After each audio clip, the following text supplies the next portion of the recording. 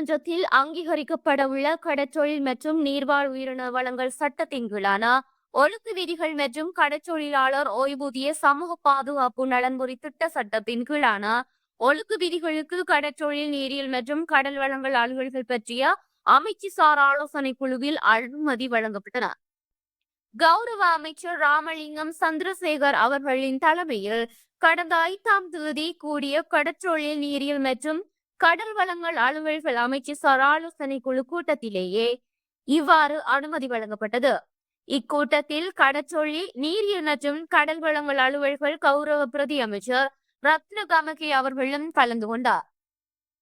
சேற்று நண்டின் மேலோட்டின் மிக பரந்த பாகத்தில் அளவிடப்பட்ட 130 மில்லிமீட்டருக்கு குறைவான மேலோட்டு அகலத்தை கொண்ட சேற்று நண்டுகளை பிடித்தலோ, விற்பனை செய்தலோ, உடைமையில் வைத்திருத்தலோ, பதனிடுதலோ அல்லது ஏற்றுமதி செய்தலோ கடற்றொழில் மற்றும் நீர்வாழ் உயிரின வளங்கள் சட்டத்தின் கீழான ஒழுங்கு விதியினால் தடை செய்யப்படுகின்றது.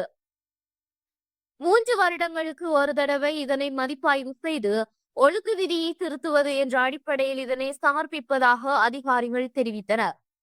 அத்துடன் மீனவர்களின் பங்களிப்புடனான ஓய்வூதியத்தை வழங்குவது தொடர்பான ஏற்பாடுகளை செய்யும் வகையில் கடற்றொழிலாளர் ஓய்வூதிய சமூக பாதுகாப்பு நலன்புரி திட்ட சட்டத்தின் கீழான ஒழுங்கு விதி சமர்ப்பிக்கப்பட்டுள்ளது. இது பற்றி கருத்து தெரிவித்த குழுவின் தலைவர் கௌரவ அமைச்சர் ராமலிங்கம் சந்திரசேகர், இந்த ஓய்வூதிய திட்டத்தில் மீனவர்களை இணைத்துக் கொள்வதற்கான விழிப்புணர்வு திட்டங்கள் எதிர்வரும் வாரங்களில் முன்னெடுக்கப்படும் என்றும், கமத்தொழில் மற்றும் கமநல காப்புறுதி சபையுடன் இணைந்து மீன்பிடி அமைச்சு இத்திட்டத்தை நடைமுறைப்படுத்தும் என்றும் குறிப்பிட்டார்.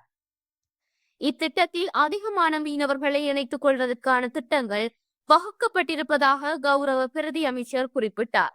இதேவேளை நாட்டின் பல்வேறு பகுதிகளில் இடம்பெறுகின்ற சட்டவிரோதமான மீன்பிடி முறைகளை தடுப்பது உள்ளிட்ட மீனவர்கள் எதிர்கொள்ளும் பிரச்சினைகள் குறித்தும் இக்கூட்டத்தில் விரிவாக கலந்துரையாடப்பட்டது. இக்கூட்டத்தில் கௌரவ அமைச்சர்கள், கௌரவ பிரதி அமைச்சர்கள் மற்றும் கௌரவ பாராளுமன்ற உறுப்பினர்களும் அரசாங்க அதிகாரிகள் பலரும் கலந்து கொண்டனர்.